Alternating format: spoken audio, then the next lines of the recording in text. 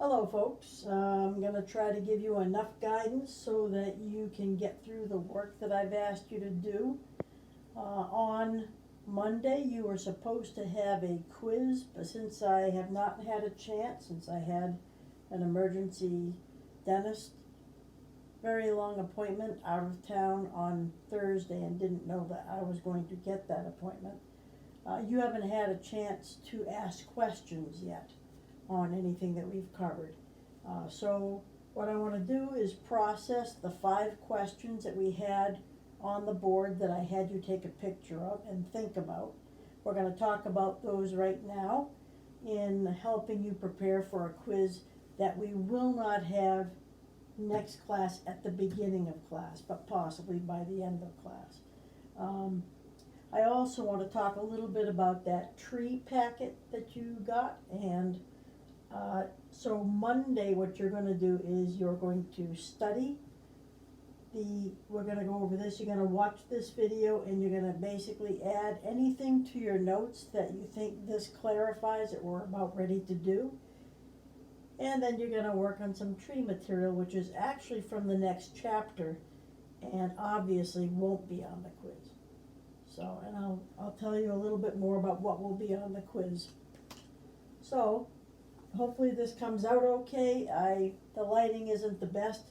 I'm in my kitchen at my house, and all I can do is put this whiteboard against my cup cabinets, and it picks up the light from different angles, so sometimes it tends to wash out and be hard to read. So we'll do the best we can with it. So first of all, the first question that I asked was to give an alternate name to this circuit right here, KQRVZK. So what we want to do is not name a different circuit, but name this circuit a different way. Remember that when you do a Hamilton circuit, I could actually tell people at any vertex to do this circuit for me. So if you were thinking of these vertices as being, say, vertices representing cities, and maybe the costs that are on the edges would be referring to the plane tickets. If you name this same circuit with a different method, then what happens is it's the same set of tickets. All that would be different is the actual order of the legs that would be taken. Like maybe you go Boston to Chicago first, but if you leave from a different vertex, maybe you go Chicago to somewhere else first. So here's the name of this circuit, KQRVZK, and we want to come up with another name for the same circuit, kind of like a nickname. So basically, to get another name, you just pick a different starting letter.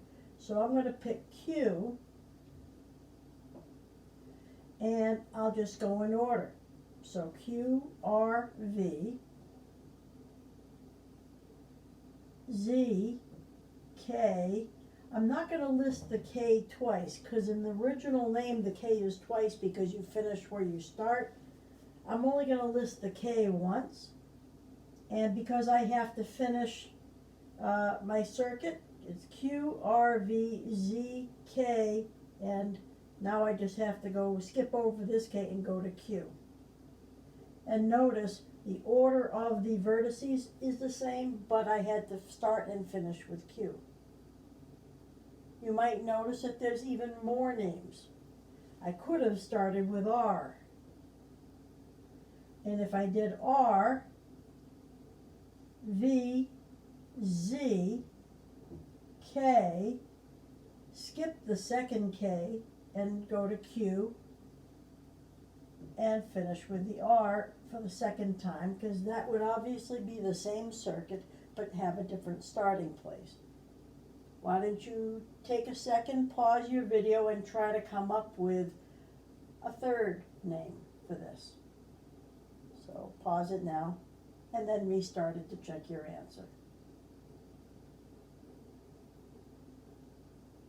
Okay, so to see if you got this correct, you would name the next one perhaps, instead of starting with Q or R, maybe I started with V. V, Z, K, skip over the second K because we're going to be finishing at V, Q, R, V. And then finally, I could have started with Z, Z, K, Q. Notice I just skipped over that second K again. R, V. And since we started with a Z, you have to finish, if it's going to be a circuit, with a Z. So here are the alternative names for this very same circuit. They are not a different circuit, they are the same. The second question that was on that list I gave you was, how many total Hamilton circuits are in a K40? Well, we have so many formulas that are similar that I would not recommend guessing. So if there's any doubt in your mind of how to proceed to answer this question, then do some discovery work with smaller graphs. So instead of a K40, I'm going to explore with smaller versions. So I'm going to start with, I'm pretty sure that 3 vertices would be the smallest circuit I could make. This is a K3. This is a complete graph, meaning every vertex is connected to every other vertex exactly once. No loops, no parallel edges. This is a complete graph. That's what the K stands for, even though the word complete starts with a C. And this is a K3, because there's 3 vertices. So, as far as how many circuits there are, well, I can start here. I pick a beginning place arbitrarily. I'm going to grab a different color marker. Here's where I could start. Now it's time to choose the next vertex I go to. Well, there's 2 vertices only, so I'm either going to this one or this one. So 2 ways to choose my second one. Let's say I choose here. Now how many ways are there? Well, if I go from here to here, then that only leaves here that I can go. And then I have to go back here. There's only one way to choose that. Let's look at some different smaller sized cases. Let's look at a K4. K4 would have 4 vertices. Every vertex is connected to every other vertex exactly once, because we're talking about complete graphs. So I think that's all of them. Remember, this is not a vertex in the middle, because I took the time to make the dots at all the other places. And again, I pick my starting place arbitrarily. But now it's time for me to choose how many I have a choice between 3 vertices. Since it's complete, I can go to any one of the 3. So there's 3 ways to choose my next one. Then once I've gone somewhere, that vertex is done, because we can only visit each vertex once until we're ready to finish. So now I have 2 to choose from. And once I choose one, now I have only 1 that I can go to. And then, of course, once I've done that, it's time to close my circuit. So there's only one way. So you notice this one on the end is just because I have to close my circuit. And multiplying things by 1 doesn't cause. So a lot of times I'll write it like this, knowing that 1 on the end doesn't make a difference. Okay, so this is the multiplication principle we did from last term.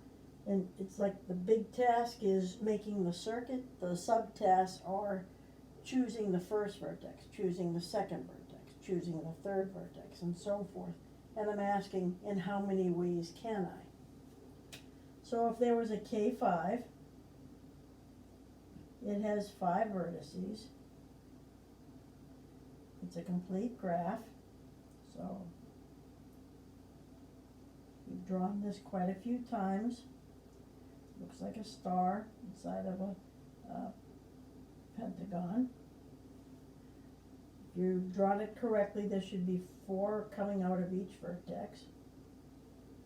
So again, I start arbitrarily somewhere. Remember that it really doesn't matter where I start because they're all different names for the same circuit. So how many choices of vertices do I have? 4 times, and then once I go somewhere, there's 3 remaining I can go to. And then there's, let's say I go here, then there's 2 vertices, either here or here.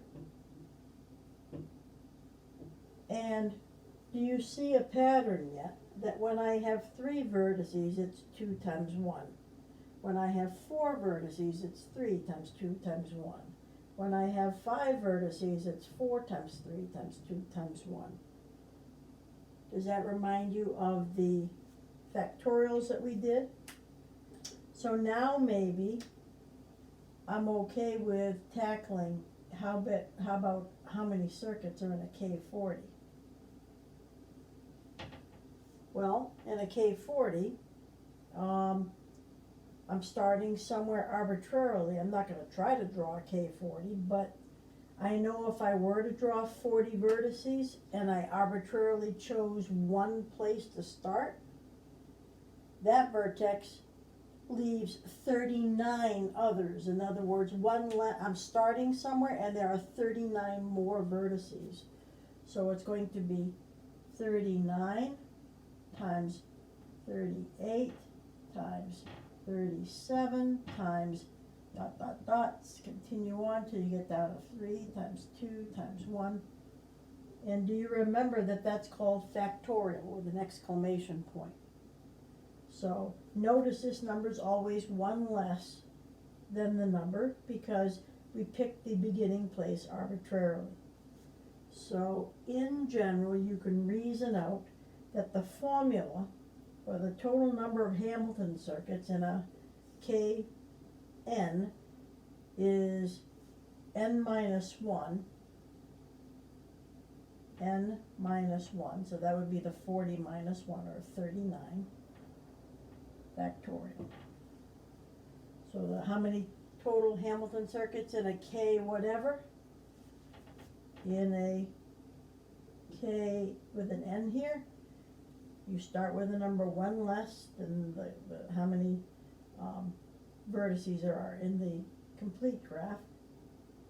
Start with 1 less, and then it's all the other multipliers. So it's n minus 1 with a factorial symbol. Okay, let's look at this question right here. Is A, B, C, D, E, F, A the same circuit or a different circuit from A, F, E, D, C, B, A? Well, in fact, they are not the same circuit. Notice how these order the letters is exactly reversed from this order here. A, F, E, D, C, B, A is just going the other way. Those are not considered different names for the same circuit. See, up here, we were making sure to continue in the same direction, same order up here. Down here, well, that's a little bit trickier, but think of this as if you started in Austin, Texas, and then flew to Boston, and then you flew to Chicago and Denver and Elmira, and then wherever, some F place, and then back to Austin. It wouldn't be necessarily the same cost on every one of the edges. Remember that these edges often will have numbers, and there's no guarantee that the ticket from Austin to Boston is the same weight as from Boston to Austin, because Austin to Boston very well might have a different price on their one-way tickets. Same thing here. Boston to Austin is probably not the same price ticket as that. So they consider these two different from one another. Unlike here, where these are just different names for the same circuit, this is actually a different circuit. And I call this a reversal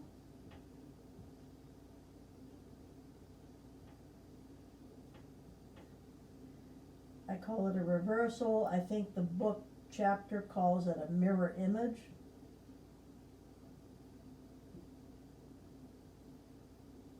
So just know any circuit and its reversal is considered to be two different circuits, and not just different names for the same circuit. How are we doing? The next question I had on that list was, name the 3 algorithms for finding a Hamilton circuit. Well, the first one we learned was nearest neighbor.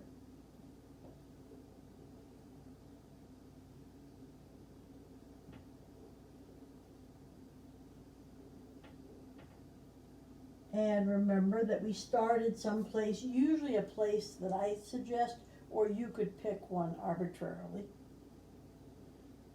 And you just look at all the edges. Let's say I have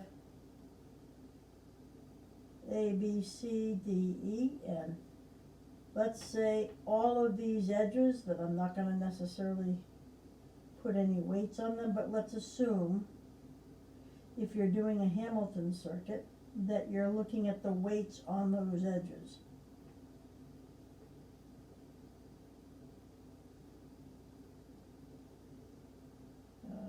Okay, C needs to be connected to E, D needs to be connected to E.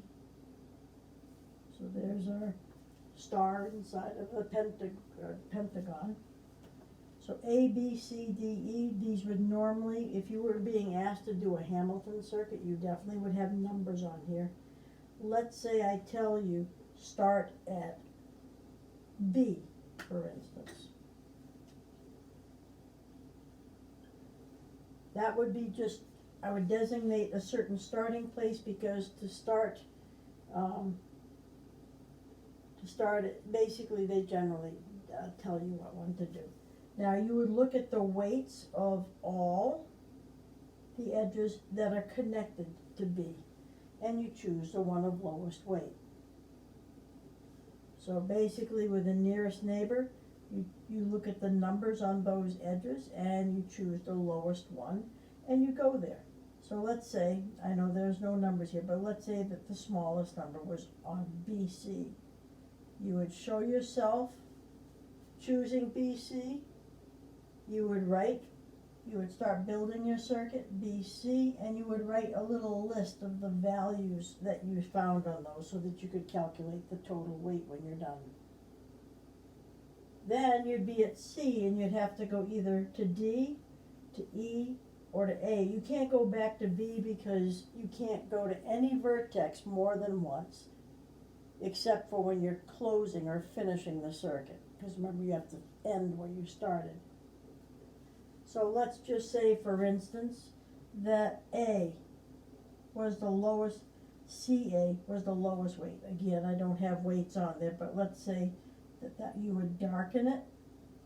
You would put an A there.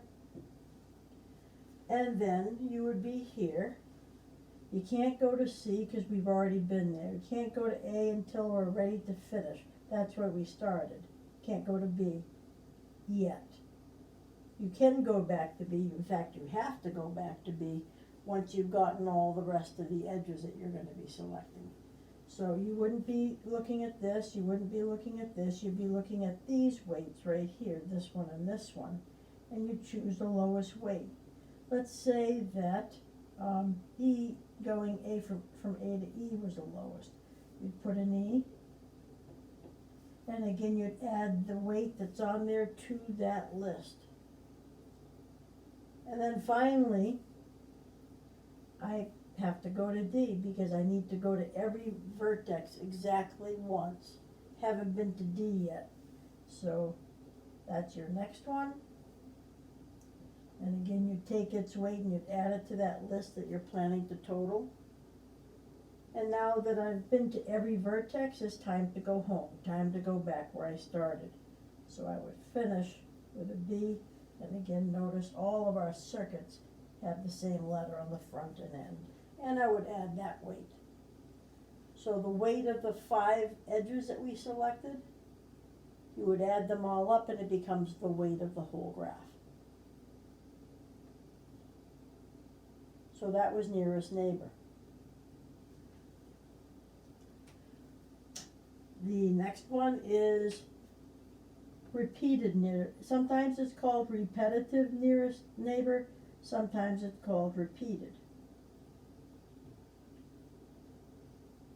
And a lot of times nearest neighbor I'll abbreviate like that, and I might call this NN, I might call this method RNN, repeated nearest neighbor.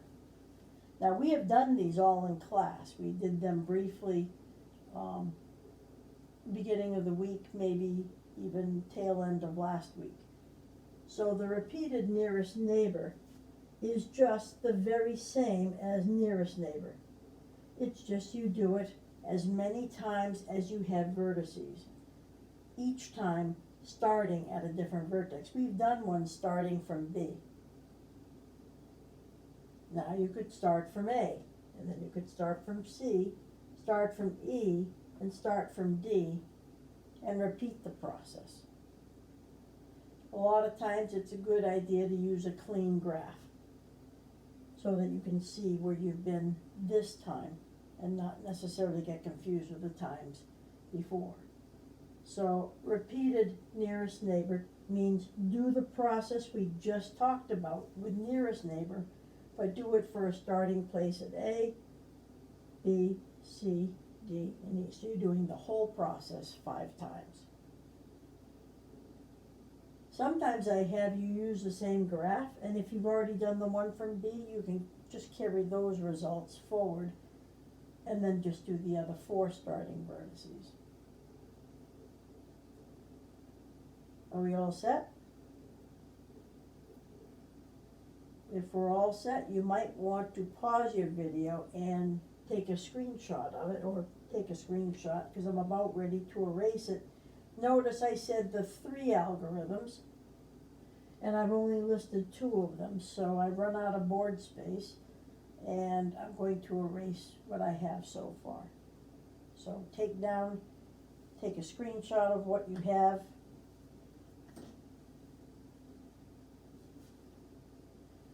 Otherwise, you'll have to watch the video again and advance it to this spot. We have nearest neighbor method, which I abbreviate NN. We have repeated nearest neighbor, which is to do the same thing that I did here, but you use each vertex as a starting place. And the final one is called cheapest link, which I abbreviate CL for cheapest link.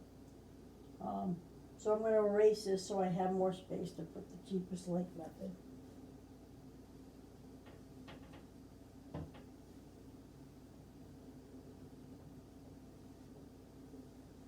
This doesn't clean off quite as well as the one in the classroom.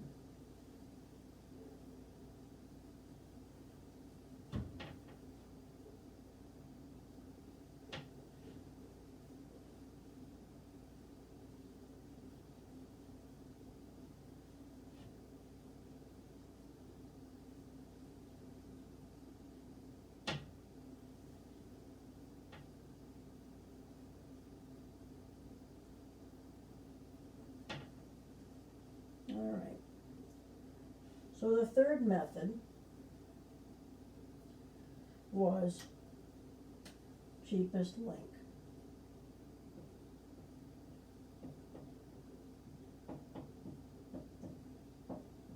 And again, I'll give you a weighted graph so that you have something to use. You can't really do any of these 3 algorithms on a graph that doesn't have numbers on the weights of the actual edges. And this is one of the few ones where I make a big deal with my abbreviation, cheapest link, because that also becomes a reminder that you start this method by creating a list. So you're gonna, the very first thing you do is, if you have a picture, and A, B, C, D, E, and again, we've done this one in class too, so you should have some of those graphs with an explanation written on them in your notes or in your book bag or something. So cheapest link is different.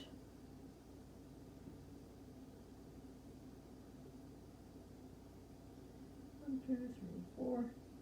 D needs to connect here, and here's the. So now I have all the edges to make that a complete graph. These techniques that we're using will always be done on basically complete graphs. So you're going to have all those edges. Now, what you'd be doing is you'd be looking at all of the edges. Wouldn't it be nice to know how many edges are going to be in this list so I can see if I overlooked one? Well, do you remember how many edges there are in a K? So if we could count them by putting little marks, but boy, it's awfully easy to be off by one. So there must be an easier way. Do you remember that edges times 2 equals total degree? That was what I suggested the last class where we met. I suggested you do this in order to know how many edges you should have. Well, the total degree is a lot easier to find than the number of edges. Notice there's 4 edges, so that's 4. That's 4, that's 4, that's 4, and this is 4. So we have 5 edges, 5 vertices, each one with a degree of 4.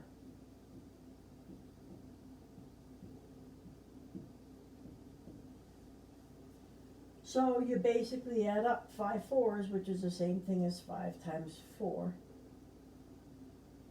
So 5 times 4 is 20, and that's the total degree. So you put a 20 right here for TD. Edges times 2 equals 20. So get E alone. And the edges equals 10. So when you start cheapest link technique by creating your list of edges, know that there'll be 10 different edges that will be on that list. And the list has to be put together in a certain order. So you would have to look at all the weights on every edge and find the smallest number that you see. So I would have had to put weights on this, but let's just say this is 3. I'd list AC, and I'd list a 3. I'll put a 3 here.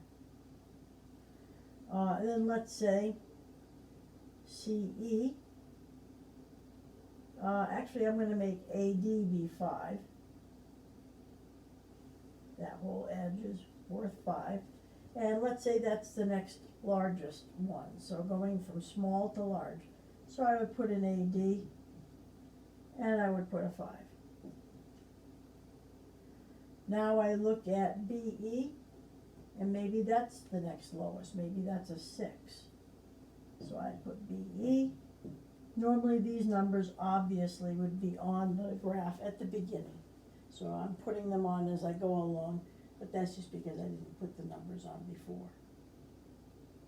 And then maybe the next smallest one is AB.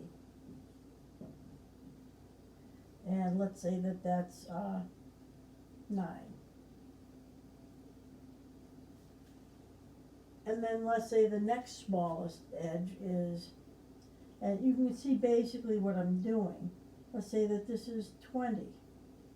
Boy, that's a pretty expensive edge, but if it's the next largest, you just go BD and you put 20. So when you're all done, you're going to have 10 edges. So I recommend spreading these out vertically so that you have room to put in an edge that you forgot to put in at a certain place, like one you don't even see until the end. So it's very good to create a little vertical space to leave room for you to tuck in an edge that you might have overlooked or put in the wrong place. But there will be 10 of these. I didn't put weights on everything, but certainly you would have as many as this equation would tell you. Okay, so that's how you create the list, but now we have to do something with the list. So the reminder is this: you're going to always choose the lowest edges possible whenever you can. So there's nothing that keeps you from choosing the first. Whenever you choose it, just circle it. So you're going to use that edge. And then the next thing is darken it.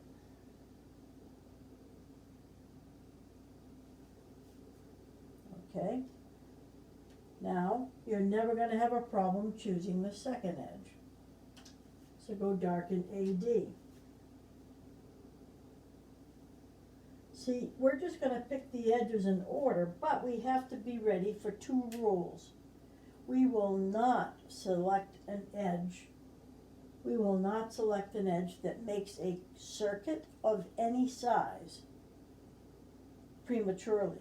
You're going to have a circuit when you select your last edge. That's the one you are hunting for. But you don't want smaller circuits or earlier circuits before you visited all the vertices. So notice these two connected, but they might not have. In a bigger graph, you might have had an edge over here, might have had an edge over here, and maybe they don't even come close to connecting to each other. So it's unlike nearest neighbor in that nearest neighbor gives you, you're only inspecting the edges at the next vertex you travel to. Here, that's not the case. I would not be allowed to choose this next edge if it either made a circuit of any size or if it created three edges coming out of one vertex. So let's say that this guy had been AE, and I had selected AC, and I had selected AD. I wouldn't be allowed to select AE because it would make three edges coming out of vertex A. Now, I know that's not the order of these that I listed, but I would choose BE next. I would take them in order whenever I can. And I see BE is not finishing off a circuit. The one that would be finishing off a circuit would be going CD. That's the one that if CD was written there, we would just put a little X over here and say don't choose CD, because it makes a circuit, and you would actually write circuit.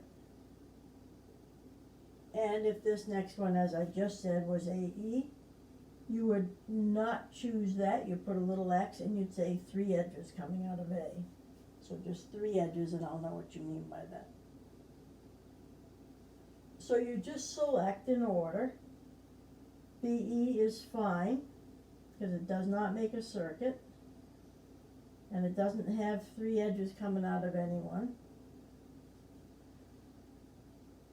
AB I reject because it would make three edges coming out of A. So I'm going to just say like this. I don't circle it, and I just say three edges. That's like an explanation in case somebody's checking my work. And then BD. If BD closed a circuit, I would be not choosing that, and maybe I select that, but now CD, if that was the next one, I would not choose that because it makes a circuit right here. A circuit's like a face, or basically electricity could run through here if that was there. Here is the question: how many edges do I need to select? Well, I need to select enough to make a circuit. When I'm ready to select my last one, it is going to make a circuit. You will probably be able to see the circuit if you've been good about darkening you have to darken every edge. If you don't darken these edges, you won't know to not take AE because you won't see which edges you've already selected. Okay? So you would continue down the list. How many edges are going to be in a circuit? Well, that again is another important thing to know. number of edges. This was not one of the questions that I had previously put on that sheet, on that board.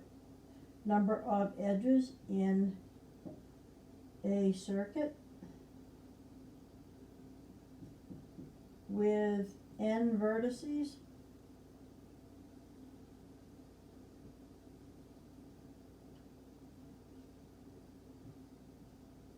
Well, we're going to see that right now. We're going to look at a small case. 3 is often a good size case to start with. Here, n is 3. In order to make a circuit, how many edges would I need? 1, 2. Electricity can't run through this yet. 3. So when there's 3 vertices, you need 3 edges to make a circuit. What about when there's 4? These are not loops, these are just little circles that are the vertices. If I have 4 vertices, it's going to require 4 edges to make a circuit. If I have 5, 1, 2, 3, 4, got to finish it, so there would be 5. So it looks like there's the same number of edges as there are vertices. And why is this important? If I'm doing cheapest link, I'm selecting edges, taking them whenever I can, and when I've circled the same number of edges as there are vertices, and I'm done. I'm done.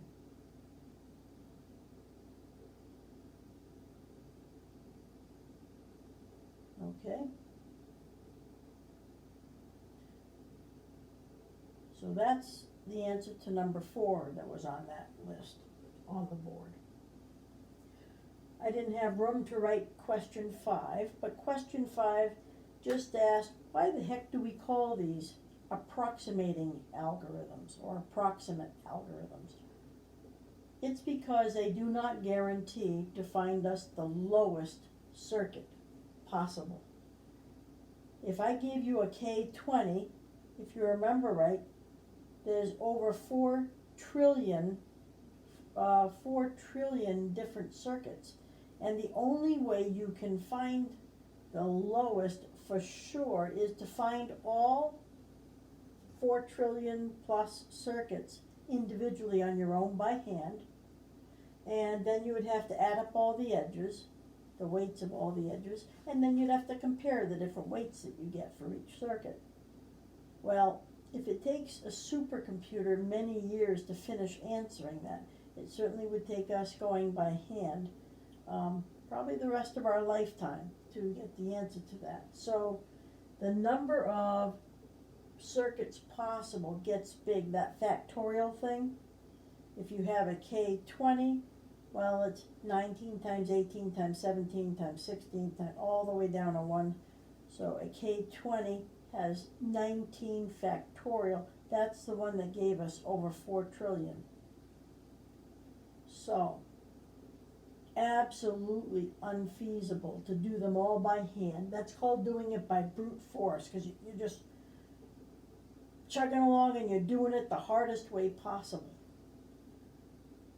So if the UPS ever wants to get out and go to all the vertices and travel to every vertex to deliver some of the packages that they have, if they have 20 packages, they're happy enough just getting an approximate route that will work. And those 3 algorithms, nearest neighbor, repeated nearest neighbor, and cheapest link, are the ones that give you a reasonable circuit. It may not be the lowest, but it would take you years to find the absolute lowest. So that's why they approximate the best. Okay.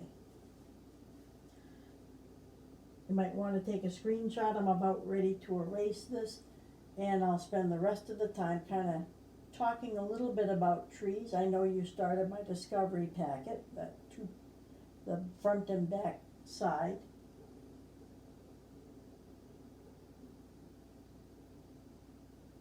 So I'm about ready to erase this. Got it?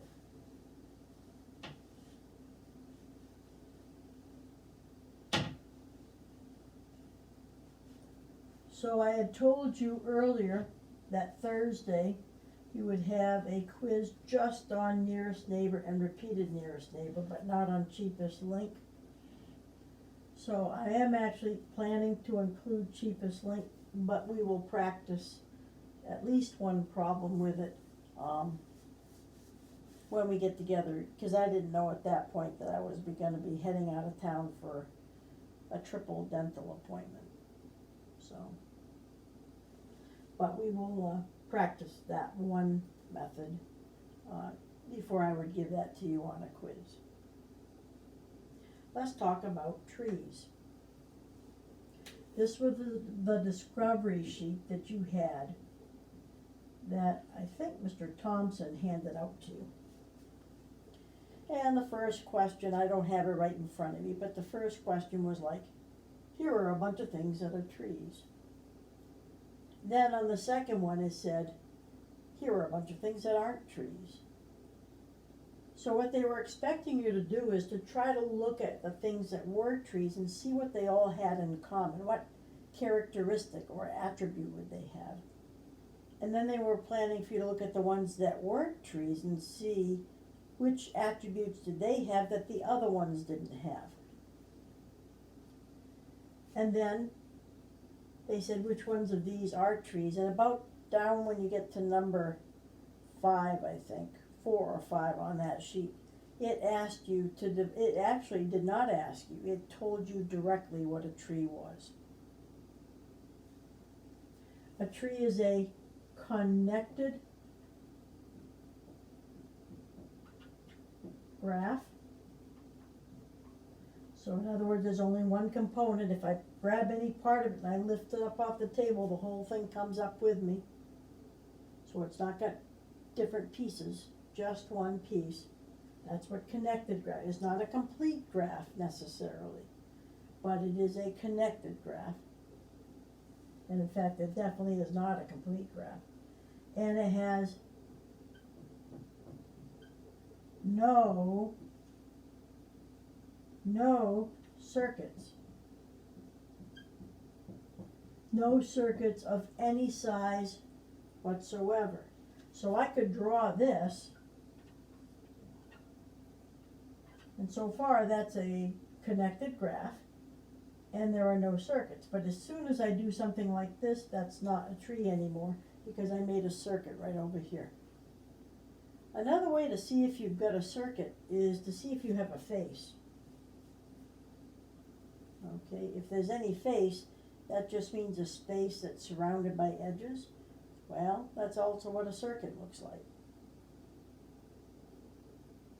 So, this one is not a tree, but all of a sudden it is one if I get rid of the circuit. If I just didn't add that last edge. Okay?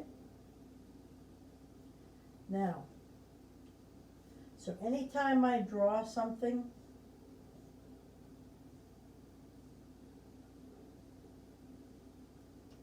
it's connected, it's all one piece, and there's no faces, no circuits.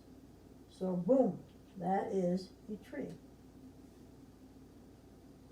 Trees are answering different questions than Euler or Hamilton circuits do. Euler's all about going on every road exactly once, which is like every edge exactly once. Hamilton is all about going to every vertex or location exactly once. Trees will be used for something entirely different, and I'm not going to discuss that until I'm back with you.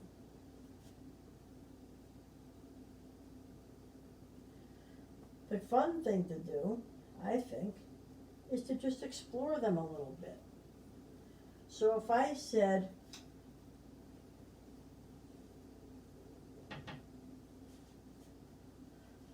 find all trees. All trees. Let's say I picked arbitrarily with 4 vertices. find all trees. What they really mean is find all different trees. So you might, the most simple form is to have your 4 vertices and to just draw it like this. Now it's connected. I needed that last edge to make sure it was a connected graph.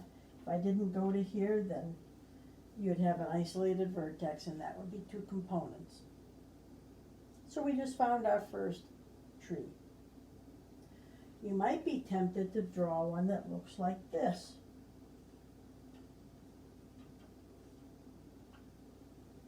But there's a problem with that.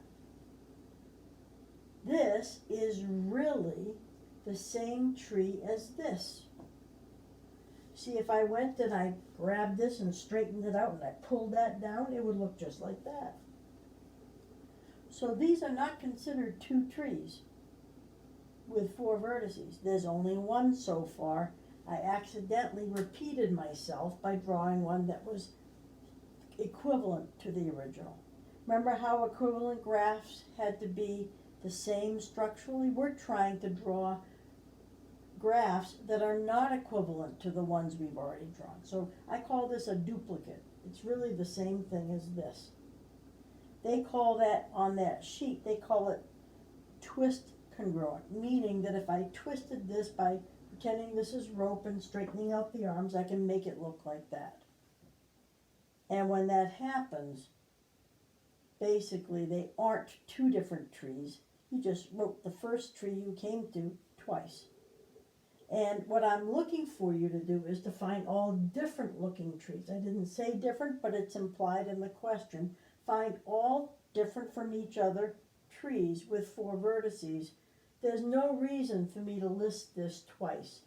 And in fact, I want you to become good at noticing when you have ones that are structurally identical and getting rid of one of them so that you don't have duplicates. One way to kind of see if they're the same, look at the degree. 1, 2, 2, 1, 1, 2, 2, 1. That's a big hint when you've got 2 2s connected to each other and then 1's coming off them. That's a big hint that that's the same structure, and thus we wouldn't list it as a second tree. So I need to connect the things differently. Well, maybe I do this. I got 4 vertices. I wonder if that's the same as this. I'll go get my degrees. 1, 1, 1. 3. This one didn't have any vertex that had a degree of 3. This one does. That's different from that. I wonder if there's some other way I can make them together.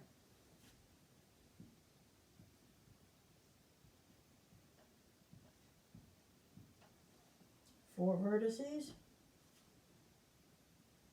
1, 2, 2, 1 for the degrees. Oh wait, that kind of looks like that. If I brought those down, again I have another duplicate that I wasn't looking to do. So when I notice that that's a duplicate of something I've already done, I just cross that out. Bad tree to add to my list. What if I did this?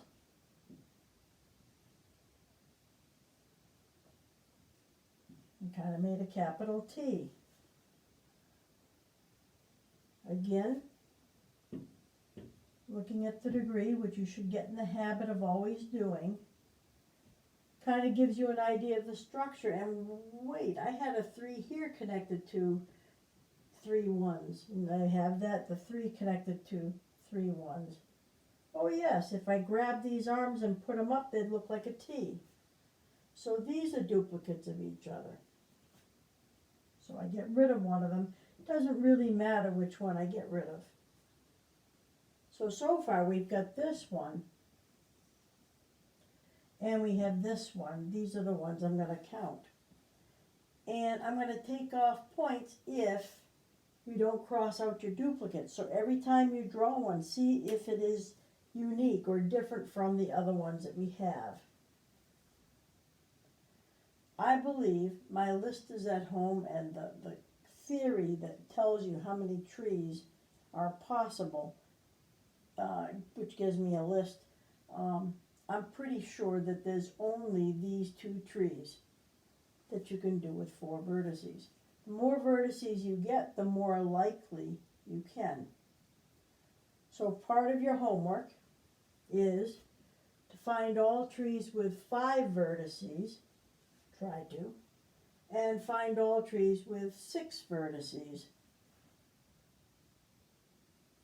If you've already done that last class, like if you got pretty far down that list of things, go ahead and try to find all the 7 vertex trees. And just as a point of reference, I remember the fact for 7 vertices that there are 11 different trees that can be made. So, you're going to make all trees with 5 vertices.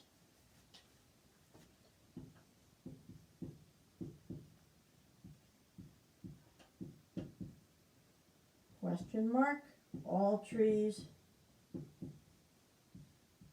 So you're find all trees with 5, all trees with 6 vertices. And if you have already done that, or if you finish it at a very short amount of time, certainly you can begin going through finding as many as you can, all trees with 7 vertices. And just so you know, there are 11 possible, so if you found 3 of them, don't stop there, there are more. See if you can find all 11, and I'll confirm how many there are of each of these when we have class next, but this should take you a while. Just that question alone was probably going to take you through the end of class and still leave you with a little bit of homework. So this is your absolute if you haven't done it yet, and this right here is what you will do if this doesn't get you to the end of class time. I don't mind if you work on another class's material after you've done 5 and 6, and you can save this entirely for homework.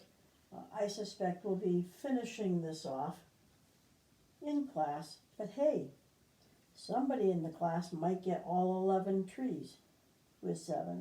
It's rare, because almost always they have some duplicates lurking that they haven't noticed. So when you do these 11 different trees for 7 vertices, expect that even the most experienced tree drawers are going to often have duplicates that they didn't notice.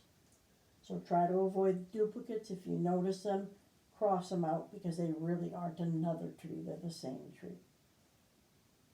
Hopefully that gives you some idea of what to do. Sorry I couldn't be there on Thursday, but it was really a case of having to get 2 root canals in the same day with a new dentist.